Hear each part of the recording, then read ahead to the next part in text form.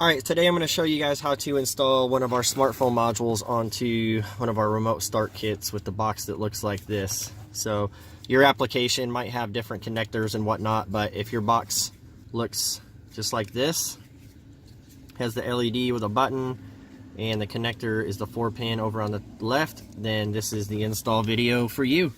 So on the smartphone module content package, you're going to have the actual module here. You're going to have a main harness, which has the black end on one side and the blue port on the other. And then you're going to have a couple adapters here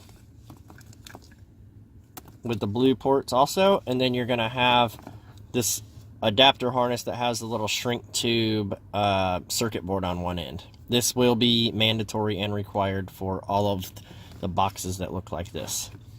So the first thing that we're going to do is go ahead and unplug this connector that has the power in it. You're going to go ahead and plug in the adapter with the circuit board,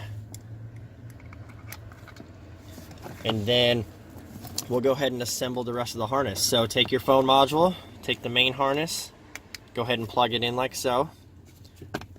Now you're left with this blue port. Now this is depends on what harness you guys have.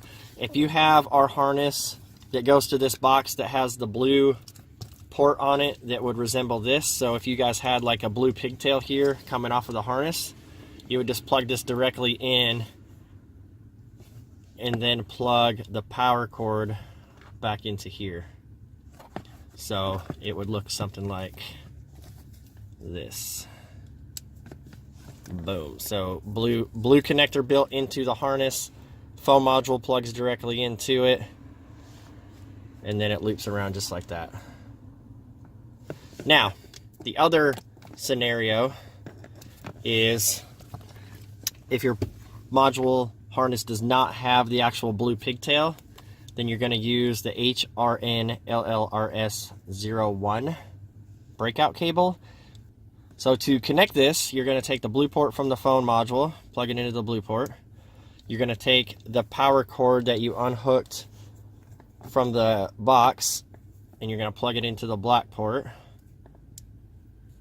So you got like that, and then you take the black connector that has a little tab on it. So you'll see the white one, the black one that does not have a tab, and then the black one that does. We're going to use the one that has the tab. The other two, zip tie it, tape it back. Don't cut this. The red and black are hot. If you cut these, you're going to short something out, so don't do it. And then you plug the little black cable into the circuit board, and you're done. And as you can see, we got power looping through everything, and you're good to go. There's no syncing up, no programming. Everything is good. Now, when you guys set the app up, the protocol setting that you're going to want to set this to is ADS. So make sure that you set it to ADS. You will be prompted to set the protocol before you even get to enter any information into the app. So if you time it out, enter the wrong thing, whatever the case may be, view the troubleshooting QR code at the bottom of the install sheet for the phone module.